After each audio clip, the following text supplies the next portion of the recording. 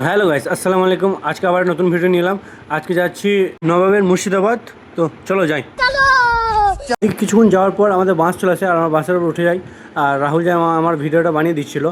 তো রাহুল জামাইকে বললাম যে একবার ফোনটা দাও আমাকে, বাইরে ভিউটা খুবই সুন্দর, তোমাদেরকে দেখাতে হবে। ভিউটা দেখো কত সুন্দর লাগছে, সেই লেভেলের ভিউ। আর এখানে আমার দিদি আর জিজু আর আমি তো আছি, আর সাথে আমার জামাই আছে। তো বাস থেকে নেমে পড়লাম। তো স্টেশনের দিকে রওনা দিলাম। সবাই আমরা হেঁটে হেঁটে চললাম। তো আমরা যাচ্ছি, তোমরা চলো সাথে, একসাথে সব কিছু দেখবো। স্টেশন দিকে রওনা দিলাম আমরা। তো চলো যাই। আর রাহুল জানা বলছি, তোমরা নিজে নিজে ভিডিও করছো, আমার ভিডিওটা খানি লাও। ওর ভিডিও লাভ নেই, দেখো শুধু ওর মুখটা দেখো শুধু কী বলছি।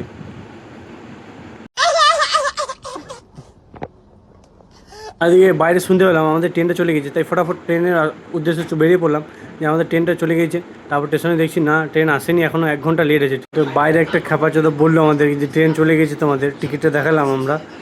তো চলো, ট্রেন অন্যজনের ট্রেন যাচ্ছে, আমাদের ট্রেন যায় নাই গো। ট্রেন এখন আসতে লেট আছে, তাই ফটাফট বন্ধু পানি নিয়ে চলে এলো। প্রচণ্ড গরম। আর এদিকে টিকিট কাটা হয়ে গেছে, তোমাদেরকে দেখিয়ে দিই টিকিটটা কোথা থেকে কোথাকার বটে।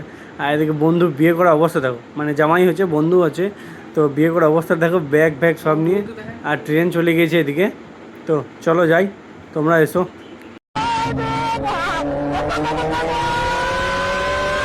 মানে হঠাৎ আমার ট্রেনটা বাইকের আওয়াজ কী করে বার করতে লাগলো। মানে এত স্পিড ট্রেনটা এসে বাইকের আওয়াজ চলে আসছে। আবার স্টেশনটা চলে এলো, তাদের ব্রেক ফটাফট ব্রেক। আর আমরা তাড়াতাড়ি চলে এসেছি, ওদিক থেকে উঠে আবার নিচের দিক থেকে আসতে হচ্ছে, তাই এত সময় লাগছে। আমরা এদিকে ফটাফট নিচের দিকে রেল দিকে পেরিয়ে চলে এলাম।